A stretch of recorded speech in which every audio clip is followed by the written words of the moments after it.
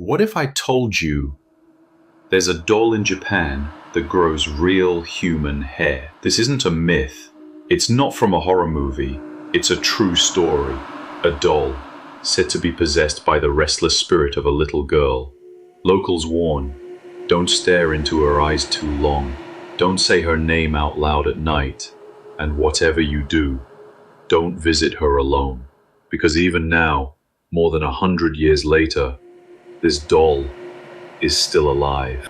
Our story begins in 1918 in the cold northern island of Hokkaido, Japan. A young boy named Eikichi Suzuki bought a beautiful doll for his little sister, Okiku. The doll was about 40 centimeters tall. It wore a traditional kimono with jet black hair cut in a straight fringe. Okiku loved the doll more than anything. She carried it everywhere, playing, eating, even sleeping with it by her side. But tragedy struck.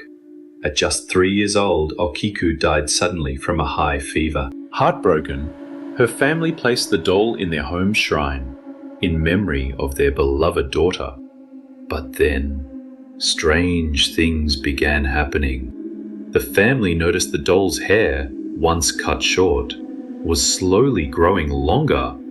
At first, they thought it was their imagination, but every few weeks, they trimmed the doll's hair, and yet it kept growing. Neighbors whispered that Okiku's spirit had entered the doll. Visitors to the house claimed they heard soft giggles in the night. Some said they saw the doll's mouth twitch into a faint smile. Others swore they felt the doll's eyes following them as they moved. Terrified, the family turned to local monks for help. In 1938, the family moved away from Hokkaido, but they didn't take the doll with them. They believed the doll held their daughter's spirit and feared separating them might anger her.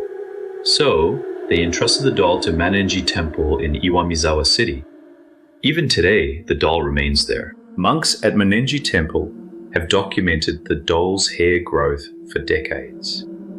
They regularly cut and preserve samples of the hair. Laboratory analysis even confirmed the hair is human. It matches that of a child. Visitors still report strange occurrences. Some say they hear faint whispers in the temple. Others claim their electronics malfunction when near the doll. And a few even report feeling watched. Now, here's what you need to know about Okiku's doll. 1. Never visit her alone at night. Visitors who come after sunset often report bad luck, car accidents, illnesses, or terrifying nightmares soon after. 2.